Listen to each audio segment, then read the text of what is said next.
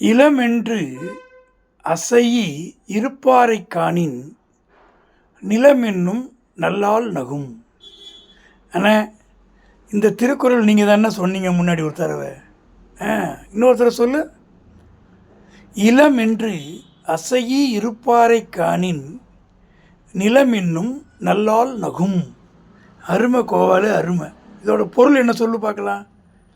அண்ணா பொருள் தெரியாதுண்ணே. அருமை அருமை அருமை.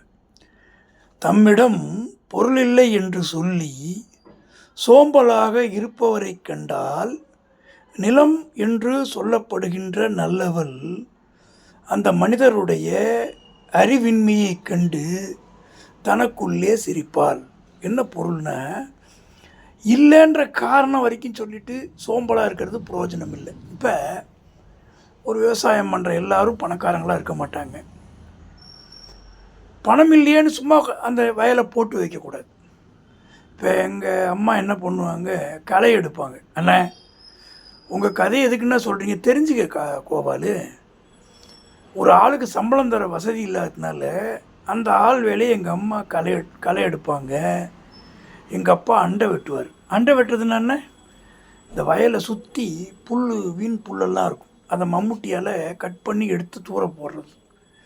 எதுக்குன்னா அந்த புல் மேற்கொண்டு பயிரில் தொந்தரவு பண்ணக்கூடாதுன்னு. அப்புறம் அந்த நெல் தூற்றுவாங்க. அதை ஒரு ஆள் வச்சு தூற்றினா செலவாகும்னு எங்கள் அப்பாவே நெல்லை தூற்றுவார். நெல்லை எதுக்குன்னா தூற்றுறாங்க, நெல்லோட பதர் இருக்கும், காற்றுல அந்த பதர் போயிடும், நல்ல நெல் மணி கீழே விடும். அருமண்ண.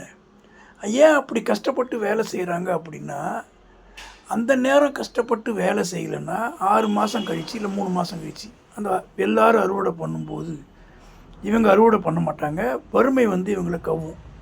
இப்போ இந்த கஷ்டப்பட்டுட்டா வரக்கூடிய நெல்மணியை வச்சுக்கிட்டு அடுத்த 6 மாதம் நிம்மதியாக சாப்பிட முடியும். அருமண்ண. சும்மா சொல்லண்ணா, வள்ளுவர் எல்லாத்தையும் அழகாக தானே சொல்லியிருக்காரு. உழுதுண்டு வாழ்வாரே வாழ்வார், மற்றெல்லாம் தொழுதுண்டு பின் செல்பவர். இதுக்கு பொருள் தெரியுமா கோபால்? நல்லா தெரியுங்க. உழவினால் உணவை பெற்றுக்கொண்டு வாழ்கின்றவரே உயிர் வாழ்கிறவர் ஆவார்கள். அவ்வாறில்லாத மற்றவர் எல்லோரும் பிறரை வணங்கி உண்டு அவர் பின்னே செல்கிறவர். அப்போ உழவு செய்யக்கூடிய உழவர் தான் உலகத்திலே உத்தமமானவர், உயர்ந்தவர். அருமை கோபால். வச்சிடறேன் கோபால்.